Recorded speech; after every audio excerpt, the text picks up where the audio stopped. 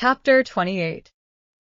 It was clear that I must repair to our town next day, and in the first flow of my repentance, it was equally clear that I must stay at Joe's. But when I had secured my box place by tomorrow's coach, and had been down to Mr. Pocket's and back, I was not by any means convinced on the last point, and began to invent reasons and make excuses for putting up at the Blue Boar. I should be an inconvenience at Joe's. I was not expected, and my bed would not be ready. I should be too far from Miss Havisham's, and she was exacting and mightn't like it. All other swindlers upon earth are nothing to the self-swindlers, and with such pretenses did I cheat myself. Surely a curious thing. That I should innocently take a bad half-crown of somebody else's manufacture is reasonable enough, but that I should knowingly reckon the spurious coin of my own make as good money. An obliging stranger, under pretense of compactly folding up my banknotes for security's sake, abstracts the notes and gives me nutshells. But what is his sleight of hand to mine, when I fold up my own nutshells and pass them on myself as notes? Having settled that I must go to the Blue Boar, my mind was much disturbed by indecision whether or not to take the Avenger. It was tempting to think of that expensive mercenary publicly airing his boots in the archway of the Blue Boar's posting yard. It was almost solemn to imagine him casually produced in the tailor's shop, and confounding the disrespectful senses of Trabb's boy. On the other hand, Trabb's boy might worm himself into his intimacy and tell him things, or, reckless and desperate wretch as I knew he could be, might hoot him in the high street.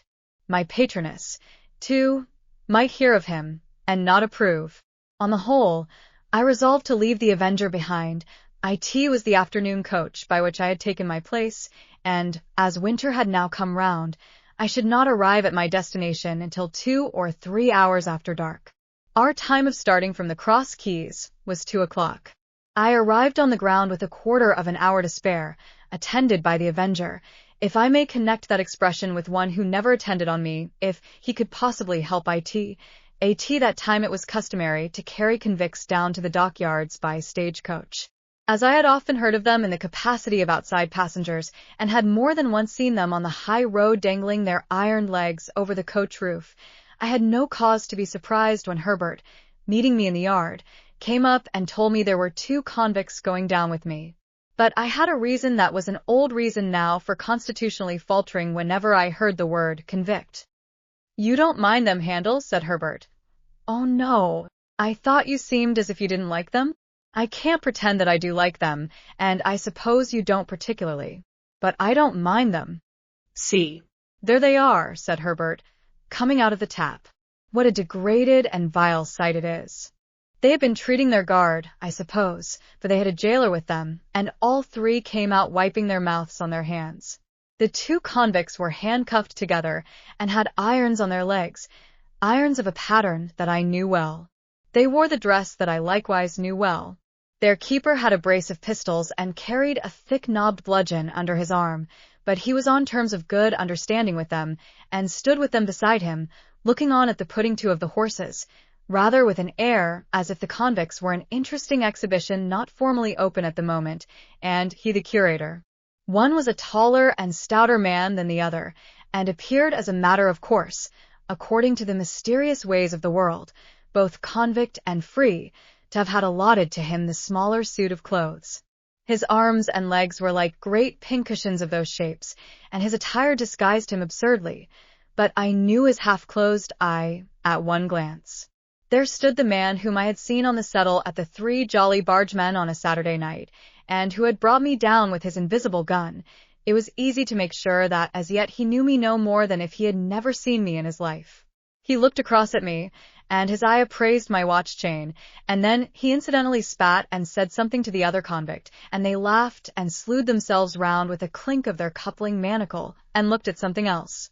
The great numbers on their backs, as if they were street doors, their coarse, mangy, ungainly outer surface, as if they were lower animals, their ironed legs, apologetically garlanded with pocket-handkerchiefs, and the way in which all present looked at them and kept from them, made them, as Herbert had said, a most disagreeable and degraded spectacle. But this was not the worst of it.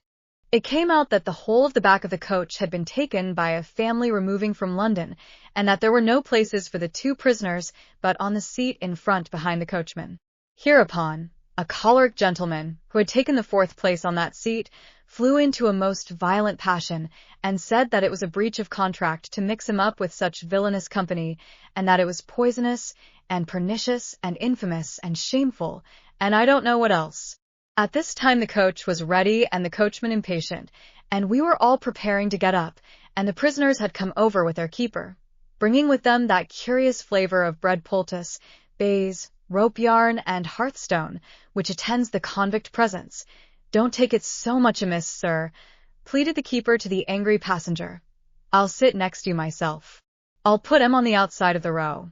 They won't interfere with you, sir. You needn't know they're there." "And don't blame me," growled the convict I had recognized. "I don't want to go. I am quite ready to stay behind. As far as I am concerned, anyone's welcome to my place." "Or mine," said the other gruffly. "I wouldn't have incommoded none of you, if I'd had my way." Then they both laughed and began cracking nuts and spitting the shells about, as I really think I should have liked to do myself, if I had been in their place, and so despise. At length, it was voted that there was no help for the angry gentleman, and that he must either go in his chance company or remain behind. So he got into his place, still making complaints, and the keeper got into the place next him, and the convicts hauled themselves up as well as they could, and the convict I had recognized sat behind me with his breath on the hair of my head. "Goodbye, Handel," Herbert called out as we started. I thought what a blessed fortune it was that he had found another name for me than Pip. It is impossible to express with what acuteness I felt the convict's breathing, not only on the back of my head, but all along my spine. The sensation was like being touched in the marrow with some pungent and searching acid. It set my very teeth on edge.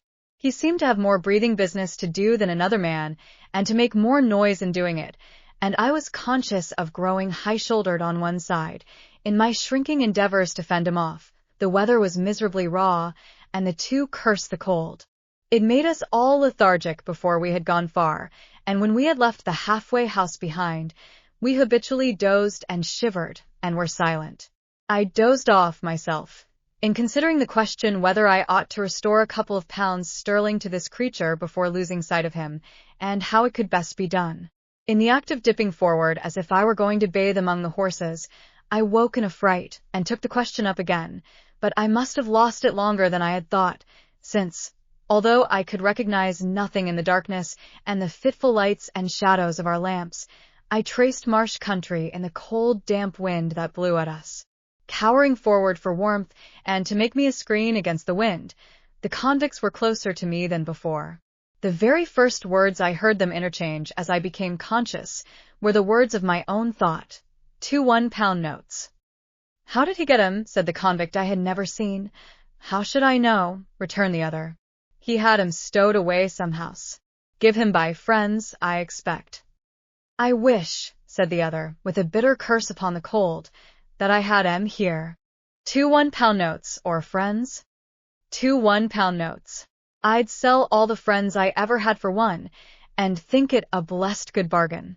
"Well, so he says," resumed the convict I had recognized. It was all said and done in half a minute, behind a pile of timber in the dockyard. "You're going to be discharged?" Yes, I was. Would I find out that boy that had fed him and kept his secret, and give him them 2 1-pound notes? Yes, I would. And I did. "More fool you," growled the other. "I'd have spent 'em on a man, in wittles and drink. He must have been a green one. Mean to say he knowed nothing of you? Not a ha'porth. Different gangs and different ships. He was tried again for prison breaking, and got made a lifer." "And was that, honor, the only time you worked out in this part of the country?" "The only time." "What might have been your opinion of the place?" "A most beastly place.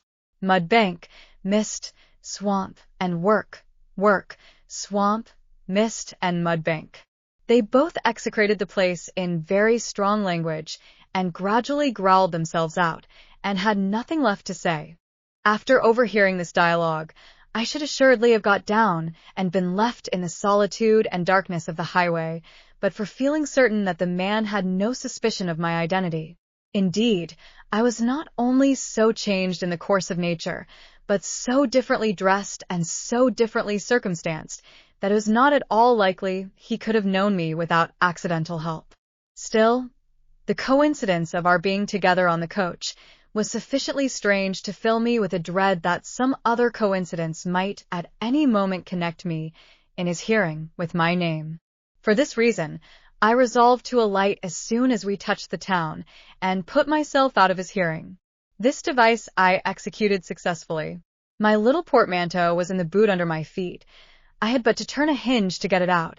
I threw it down before me, got down after it, and was left at the first lamp on the first stones of the town pavement. As to the convicts, they went their way with the coach, and I knew at what point they would be spirited off to the river. In my fancy, I saw the boat with its convict crew waiting for them at the slime-washed stairs, again heard the gruff "Give way, you," like an order to dogs, again saw the wicked Noah's Ark lying out on the black water. I could not have said what I was afraid of, for my fear was altogether undefined and vague, but there was great fear upon me. As I walked on to the hotel, I felt that a dread, much exceeding the mere apprehension of a painful or disagreeable recognition, made me tremble. I am confident that it took no distinctness of shape, and that it was the revival for a few minutes of the terror of childhood. The coffee-room at the Blue Boar was empty, and I had not only ordered my dinner there, but had sat down to it, before the waiter knew me. As soon as he had apologized for the remissness of his memory, he asked me if he should send boots for Mr. Pumblechook. "No," said I, "certainly not." The waiter, it was he who had brought up the great remonstrance from the commercials on the day when I was bound, appeared surprised, and took the earliest opportunity of putting a dirty old copy of a local newspaper so directly in my way, that I took it up and read this paragraph. Our readers will learn, not altogether without interest, in reference to the recent romantic rise in fortune of a young artificer in iron of this neighborhood. What a theme, by the way, for the magic pen of R.S. Yet not universally acknowledged townsman Tooby, the poet of our columns, that the youth's earliest patron, companion, and friend, was a highly respected individual not entirely unconnected with the corn and seed trade, and whose eminently convenient and commodious business premises are situate within 100 miles of the High Street. It is not wholly irrespective of our personal feelings that we record him as the mentor of our young Telemachus, for it is good to know that our town produced the founder of the latter's fortunes. Does the thought-contracted brow of the local sage, or the lustrous eye of local beauty, inquire whose fortunes? We believe that Quintin Matsees was the blacksmith of Antwerp. Verb. Sap, did I entertain a conviction, based upon large experience, that if in the days of my prosperity I had gone to the North Pole, I should have met somebody there, wandering Eskimo or civilized man, who would have told me that Pumblechook was my earliest patron and the founder of my fortunes.